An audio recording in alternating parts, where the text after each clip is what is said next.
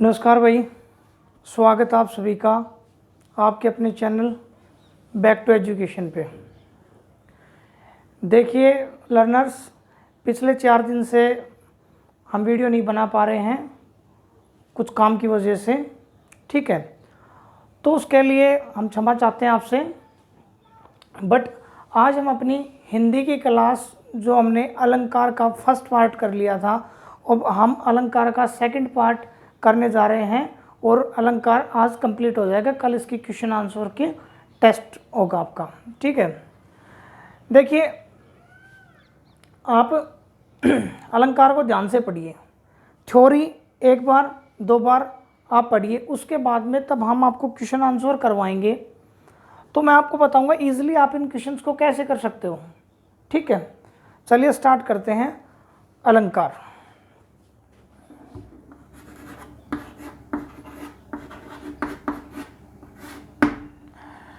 अलंकार के बारे में मैं आपको बताता हूँ कि कल मैंने कुछ अलंकार के बारे में आपको बता दिया था भी अलंकार क्या होता है। अलंकार हमारे कविता जो होती है, जो काव्य होती है, उसकी शोभा सुंदरता को बढ़ाने के लिए हम अलंकार का प्रयोग करते हैं, ठीक है। हम कविता या काव्य की शोभा बढ़ाने के हम अलंकार का प्रयोग करते हैं। अलंकार के अंदर हमने पढ़ा था भाई, हम शब्दों के आधार पर, अर्थों के आधार पर क्या करते हैं, कविता और काव्य में चमत्कार उत्पन्न करते हैं। तो उससे हमारे 2 अलंकार बने थे, फर्स्ट शब्दालंकार और दूसरा अर्थालंकार। शब्दालंकार के बारे में हमने पढ़ा था प्रीवियस वीडियो में, बट आज हम पढ़ेंगे अर्थालंकार के बारे में, ठीक है।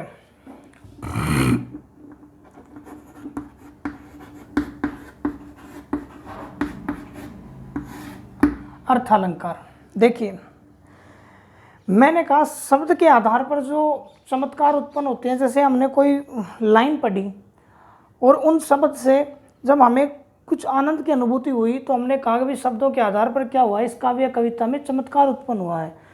बट जब अर्थ के आधार पर कुछ चमत्कार उत्पन्न होता है, चमत्कार का मतलब ये नहीं होता कोई अलग चीज़ होती है, सॉरी,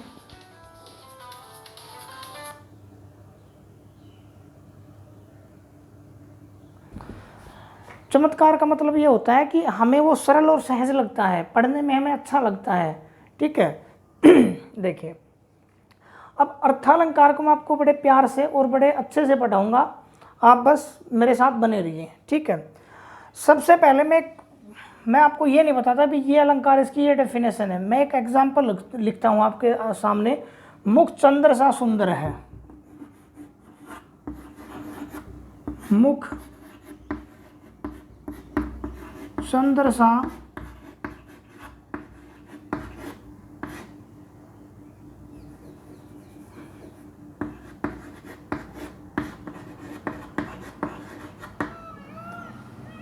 मुख चंद्र सा सुंदर है, ठीक है। मुख चंद्र सा सुंदर है। देखिए भाई अर्थ के आधार पर चमत्कार उत्पन्न हो रहा है, जैसे मुख चंद्र सा सुंदर है। मैंने कहा कि जो मुख है ना वो चंद्र सा सुंदर है, मतलब जैसे किसी ने कहा कि मुख चंद्र सा सुंदर है, कि इसका मतलब हुआ जैसे मैंने कोई भी व्यक्ति है, कोई किसी के बारे में ये कहता भाई इसका जो मुख है ना ये चंद्र सा सुंदर है, मतलब किसी के मुख की तुलना या समानता हमने किससे दिखाई है, चंद्रमा से दिखाई है, ठीक है। मैं आपको एक बात बताता हूँ। अब ये जो क्या होता है ना मुख, सबसे पहले एक बात सुनिए आप, ये एग्जाम्पल पढ़ रहे हैं, जैसे मुख, मुख हो गया अपने, जिसमें 2 चीज़ें होती हैं, उपमेय और एक होते हैं उपमान, ठीक है। उपमेय और उपमान, भाई उपमेय और उपमान, यह इस अलंकार में क्या है कि उपमेय और उपमान। उपमेय का मतलब क्या होता है, उपमेय का मतलब होता है प्रस्तुत, मतलब जो चीज हमारे सामने है, ठीक है। और उपमान क्या है, जिससे तुलना की जाए,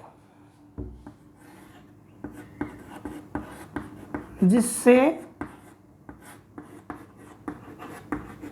तुलना की जाए। देखिए मैंने आपको ये नहीं बताया भी ये कौन सा अलंकार है कौन सा नहीं है, ठीक, आप अपने आप समझोगे, मैं बाद में बताऊंगा उस चीज़ को।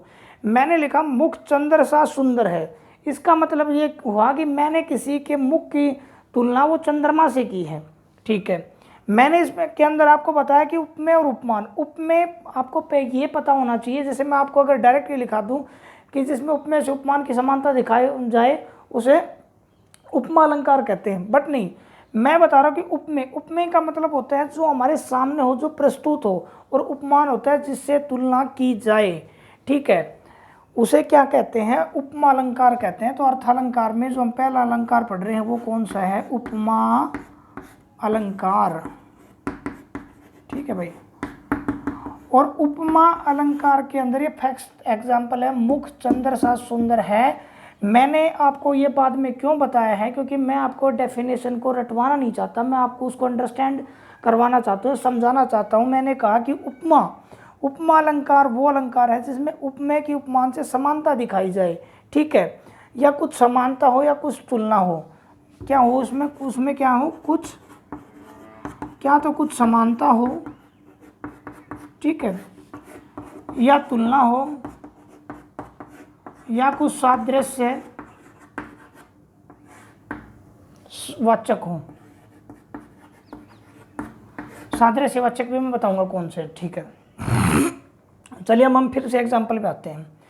मैंने कहा मुख, मुख चंद्र सा सुंदर है, भाई मैंने किसी आदमी के मुख की तरफ देख कर ये कहा कि इसका जो मुख है ये चंद्र सा सुंदर है, इसका मतलब ये जो मुख है ये हमारे सामने क्या है, ये हमारे सामने है, मतलब हमारे सामने क्या है, ये प्रस्तुत है, मुख हमारे सामने क्या है, प्रस्तुत है।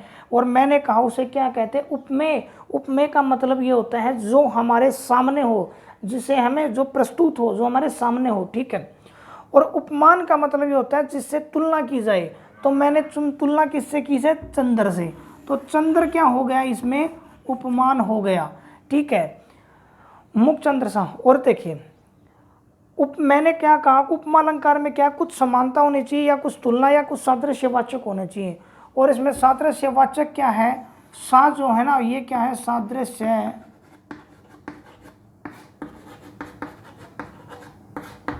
ये क्या है भाई, सादृश्य वाचक है, ठीक है। और जो ये सुंदर है, और जो ये सुंदर है ना ये है साधारण गुणधर्म, ये साधारण गुणधर्म। देखिए अब देखते हैं ध्यान से। मैंने कहा अलंकार, अलंकार वो चीज़ होती है जो किसी कविता काव्य की शोभा बढ़ाने के काम में उसका यूज़ करते हैं। मैंने बताया था कि अलंकार हमें एग्जाम की दृष्टि से दो पढ़ने हैं, एक तो शब्द अलंकार, एक अर्थ अलंकार। शब्द अलंकार और उसके टाइप हमने कल कर लिए थे, आज अर्थ अलंकार। अर्थ अलंकार में मैंने सबसे पहले आपको ये नहीं बताया कि कौन सा अलंकार है, मैंने बताया कि मुख चंद्र सा सुंदर है। उसके बाद में मैंने बताया कि आपको एक उपमेय नाम की चीज़ होती है, एक उपमान नाम की चीज़ होती है।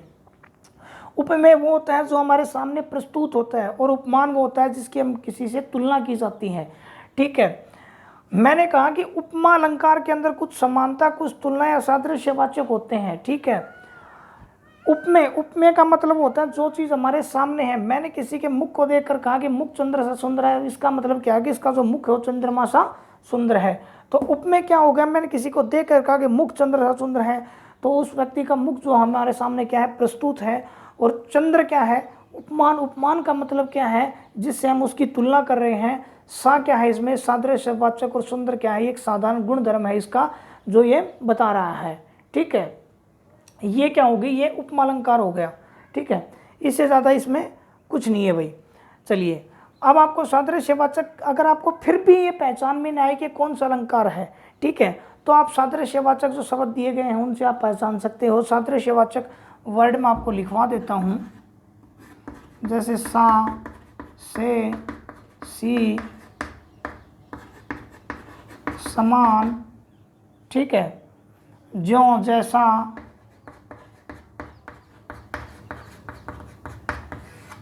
ये क्या होते हैं भाई, ये सादृश्यवाचक होते हैं। किसी अगर कोई ये जो अपने लाइन दी गई है इसके अंदर क्या तो ये वर्ड हो तो आप ऑप्शन से एलिमिनेट करके देख सकते हैं कि ये क्या है भाई उपमा अलंकार, अगर आपको कुछ भी ना पता हो तो। ठीक है, बट मैंने आपको बता दिया। इस अलंकार में सबसे ज़्यादा क्वेश्चन ये भी पूछा जाता है कि जिसमें उपमेय की उपमान से समानता दिखाई जाती है, जिसमें उपमेय की उपमान से समानता दिखाई जाती है उसे क्या कहते हैं? उपमा अलंकार कहते हैं। ये बात आप स्टार बना के नोट बना के लिख लो कि उपमा अलंकार कि जिसमें उपमेय की उपमान से समानता दिखाई गई हो, जिसमें उपमेय की उपमान से समानता दिखाई गई हो उसे क्या कहते हैं? हम उपमा अलंकार कहते हैं। ठीक है, सादृश्यवाचक मैंने बता दिया क्या, तो ये डेफिनेशन आपसे देखिए पूछता है कि भाई किस अलंकार में उपमेय के उपमान से समानता दिखाई जाती है, तो हम कह देंगे भाई उपमा अलंकार के अंदर। ठीक है, फिर भी आपको ना पता हो तो सादृश्यवाचक मैंने आपके सामने लिख दिए। मैंने आपको ये भी बता दिया कि उपमेय का मतलब क्या होता है, जो प्रस्तुत हो, उपमान का मतलब क्या होता है, जिससे तुलना की जाती है। ठीक है, मेरे को नहीं लगता इससे ज़्यादा इसको आप में बताने की कोई आवश्यकता है। और फिर भी अगर आपको समझ में ना आए हो तो कल हम क्वेश्चन आंसर करेंगे, उससे आपको ज़्यादा समझ में आएगा। ठीक है, चलिए अब उपमा के अंदर दो और होते हैं।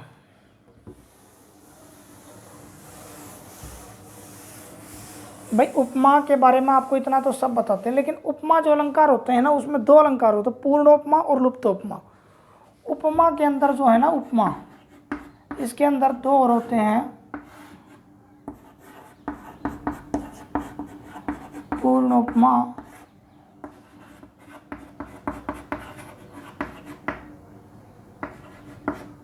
और लुप्तोपमा। पूर्ण उपमा का मतलब यह होता है कि जिसमें सभी चीज़ें विद्यमान हों। भाई जैसे मैंने कहा कि उपमा अलंकार में क्या होता है, उसमें उपमेय होता है, उपमान होता है, सादृश्यवाचक होते हैं और साधारण गुणधर्म होते हैं। जैसे मैंने लिखा वो एग्जाम्पल मैंने फिर से लिखता हूँ आपको, मुख चंद्र सा सुंदर है। मुख चंद्र सा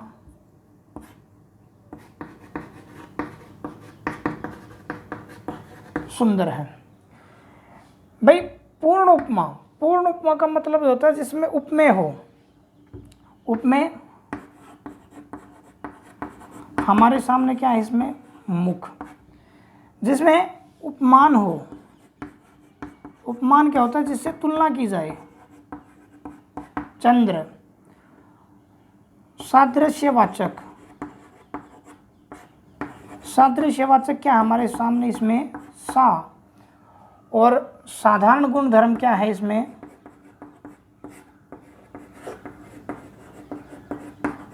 साधारण गुणधर्म है इसमें सुंदर। तो यह क्या होगा, इसमें सभी चीजें विद्यमान है, इसका मतलब ये क्या होगा, ये होगा पूर्ण उपमा। ठीक है, लुप्त उपमा हमें नाम से ही पता चल रहा है, अगर इनमें से कोई विलुप्त है तो इसका मतलब क्या है, वो लुप्त उपमा अलंकार है। ठीक है, ठीक है भाई, अब उपमा अलंकार के बारे में आपको समझ में आ गया होगा। अब हम इससे अगला अलंकार करते हैं, और वो अर्थालंकार के हमारे अगला अलंकार कौन सा है वो पढ़ेंगे अब हम रूपक अलंकार के बारे में।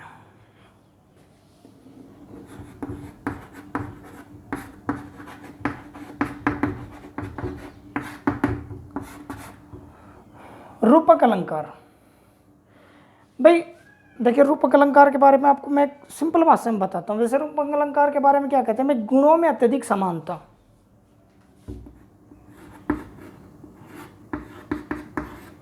गुणों में अत्यधिक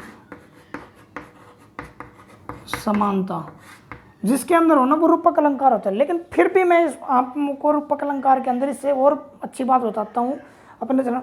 आप ये मान लीजिए कि रूपक अलंकार है ना वो एक किस्म का जिद्दी अलंकार है।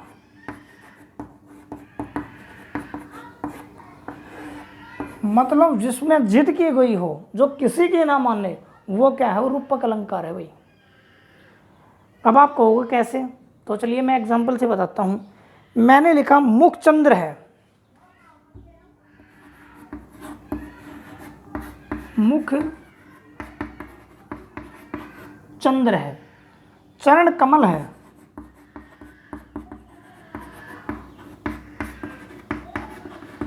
भाई मैंने कहा कि रूपक अलंकार क्या है? रूपक अलंकार एक एक जिद्दी अलंकार है, या आप ये कह सकते हो गुणों में अत्यधिक समानता। ये तो किताब की डेफिनेशन होगी, लेकिन आप जिद्दी अलंकार का मतलब क्या था? मुख चंद्र है। मैंने क्या मान लिया कि मुख जो है ना वो चंद्र है और कुछ हो ही नहीं सकता। चरण कमल है, कि मेरे जो चरण है ना वो कमल ही हैं, ठीक है। तो इस प्रकार का क्या हो गया? ये तो एक किस्म से क्या हो गया, उसने तो मान लिया, चाहे कोई कुछ भी कहे कुछ ना कहे। तो इसलिए रूपक अलंकार क्या है? एक किस्म का जिद्दी अलंकार है, ठीक है। जैसे एक एग्जाम्पल और लिखता हूं मैं तो चंद्र खिलौनों ले हूं।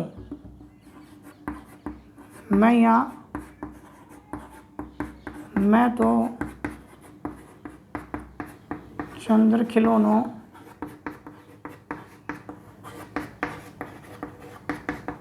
ले हूं, कि मैया मैं तो चंद्र खिलौने ले हूं। एक कोई बच्चा है भाई, वो खिलौने के लिए जिद करने लग गया। उसकी माँ ने कहा बेटा ये एक गाड़ी ले ले, ये ट्रैक्टर ले ले। पर वो बच्चा क्या है? मैंने कहा रूपक क्या है? रूपक जिद्दी अलंकार है। लेकिन उस बच्चे ने तो जिद कर ली उस बात की, मुझे तो क्या चाहिए? मैया मैं तो चंद्र खिलौने ले हूँ। अगर मैया मुझे तो जो खिलौना चाहिए ना वो तो चंद्र, मतलब चंदा मामा चाहिए भाई उसे। तो ऐसा खिलौना जो चंद्रमा के समान हो, ठीक है। या फिर आप ये समझ लीजिए इसमें कि उपमेय और उपमान में को एक वो उपमेय और उपमान इसमें एक ही होते हैं, ठीक है। जैसे मैंने कहा ना कि गुणों में अत्यधिक समानता होती है, ठीक है। तो चंद्र खिलौनों हम एक ही वर्ड के रूप में यूज करेंगे, क्योंकि उसने कहा कि जो उसे खिलौना चाहिए ना वो चंद्र खिलौना चाहिए, मतलब चंद्रमा का जैसा खिलौना चाहिए उसे, तो ठीक है। या फिर आप ऐसे आसान भाषा में समझ सकते हो कि रूपक अलंकार क्या है? एक जिद्दी अलंकार है, जिसने जो कहा वो मान लिया कि मुख चंद्र है, चरण कमल है, मैया मैं तो चंद्र खिलौनों ले हूँ, कि मैया अगर मुझे चाहिए तो मैं तो चंद्र खिलौनों ही चाहिए, वरना मुझे और कोई खिलौना नहीं चाहिए, ठीक है। तो ये क्या है? किस्म का जिद्दी अलंकार है। जैसे और एग्जाम्पल लिखता हूँ आपके सामने इसमें।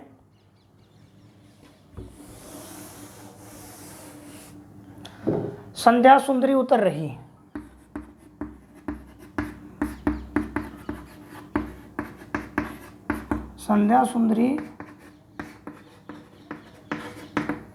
संध्या सुंदरी उतर रही है। भाई संध्या सुंदरी क्या होता है? संध्या सुंदरी हम किसी राजघराने की जो रानी को हम संध्या सुंदरी कह सकते हैं, ठीक है। भाई राजघराने की जो रानी होती है उसे हम संध्या सुंदरी कहते हैं, ठीक है। तो इसमें कहा कि संध्या सुंदरी उतर रही, राजकुमारी जो है वो आ रही है, तो हम ये कह कि संध्या सुंदरी उतर रही, कि उसने तो जो राजकुमारी है ना उसको तो शाम को जो संध्या होती है ना, मतलब जो जैसे क्या बताऊं भाई, सूरज छिपता है उस टाइम संध्या सुंदरी उतर रही,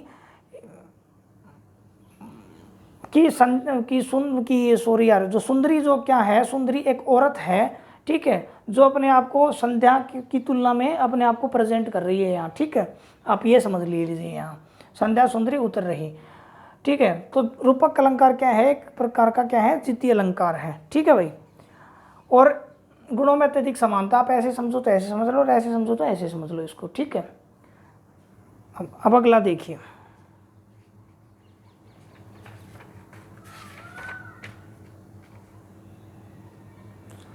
अगला है भाई इसमें उत्प्रेक्षा अलंकार।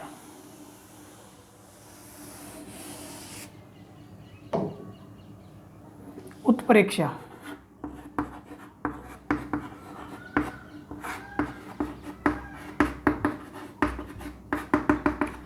उत्प्रेक्षा भाई मैंने क्या कहा कि हमने दो अलंकार पढ़े, गुणों में समानता की संभावना हो, उसमें क्या था? रूपक में गुणों में समानता और गुणों में समानता की संभावना हो। गुणों में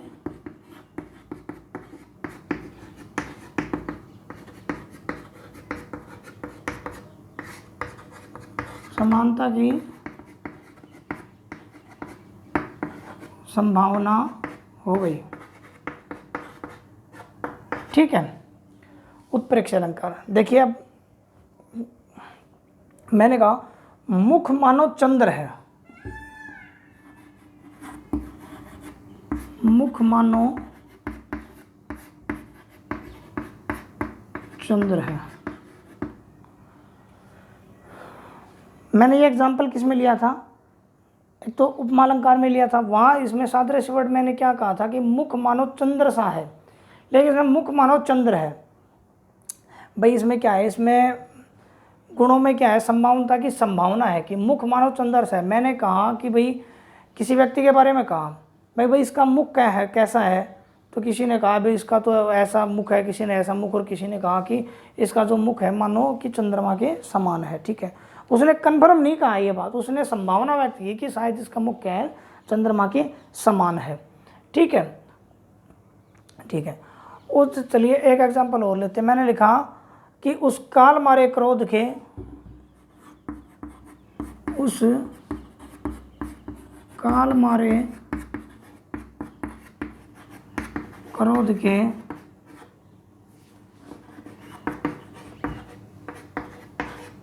तनु कांपने,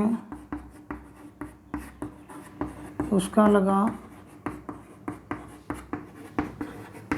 मानो हवा के जोर से सोता हुआ सागर जगा। ठीक है, मैंने कहा उस काल मारे क्रोध के तनु कांपने, उसका लगा मानो हवा के जोर से सोता हुआ सागर जगा। तो इसमें क्या है भाई, इसमें एक संभावना व्यक्त की गई है। ठीक है,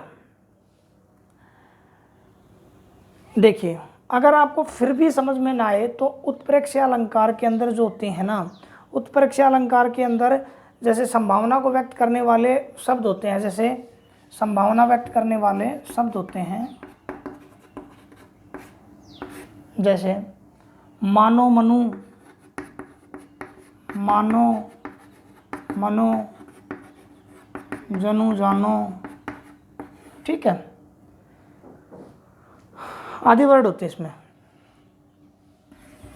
मानो,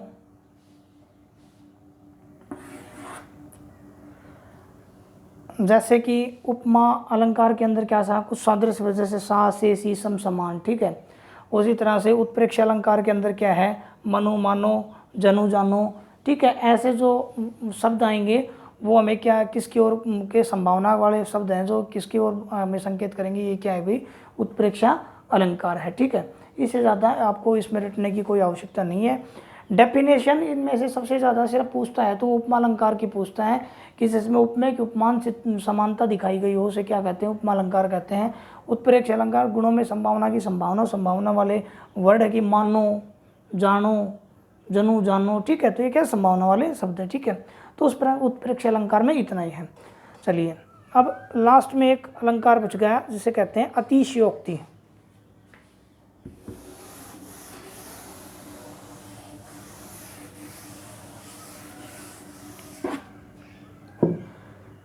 अतिशयोक्ति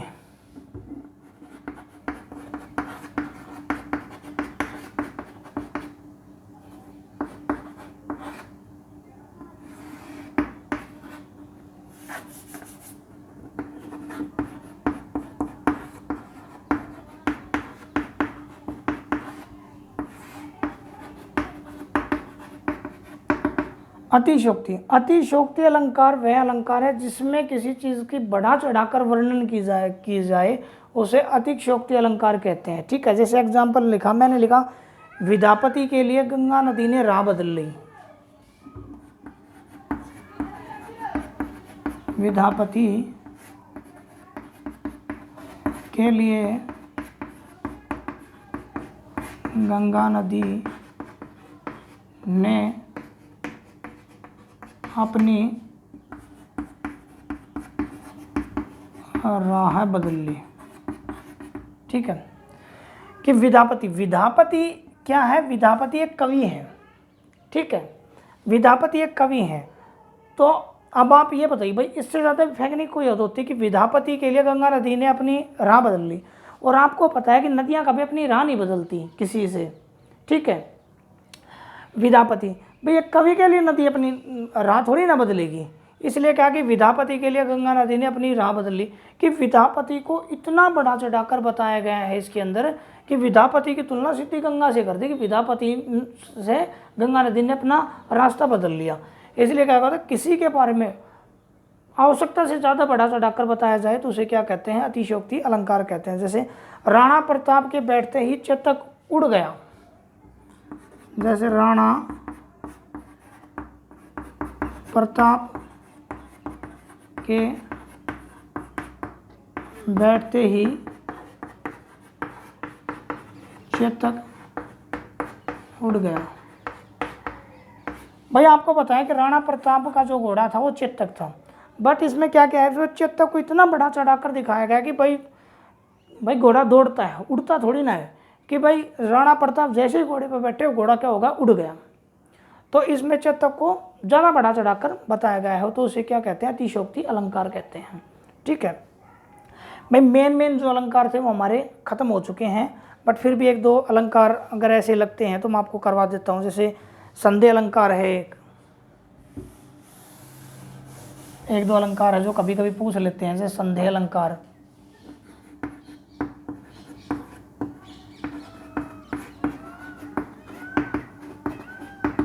संधि अलंकार मैंने लिखा, यह मुख है कि चंद्र है, यह मुख है कि चंद्र है। संधि अलंकार, यह मुख है कि चंद्र है। मैंने कहा कि यह मुख है या चंद्र है, मतलब मुझे क्या है, इसमें संदेह है, मैं कंफर्म नहीं हूँ भाई ये मुख ही है या ये चंद्र ही है। मैंने कहा यह मुख है या चंद्र है, यह मुख भी हो सकता है, चंद्र भी हो सकता है। इसके अंदर क्या है, संधि अलंकार। संधि अलंकार ये ऐसे अलंकार हो सकते हैं जिसको आपको कुछ ज़्यादा देखने की जरूरत ना, आपको सब देखते ही पता लग जाएगा भाई इसमें ये संधि अलंकार है या नहीं है, या मुख है कि चंद्र है। ठीक है, इसमें कहा कि ये क्या मुख भी हो सकता है या चंद्र भी हो सकता है, कंफर्म नहीं है, ये क्या है, संधि अलंकार है। ठीक है भाई, चलिए एक दो और करते हैं।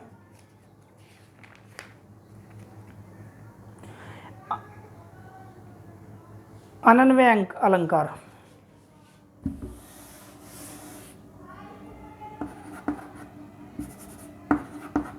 कौन सा भाई, अनन्वय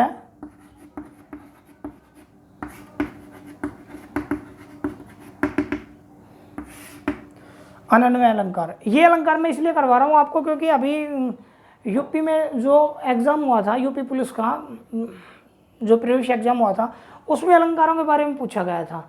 ठीक है, बट हमने कभी आज तक कोई पढ़ाता भी नहीं है, हमने पढ़े भी नहीं है। ठीक है, अनन्वय अलंकार जैसे मैंने कहा, राम से राम, जैसे किसी व्यक्ति की खुशी से तुलना, राम से राम। ठीक है, मुखसा, मुखसा। ठीक है, सोहन मोहन से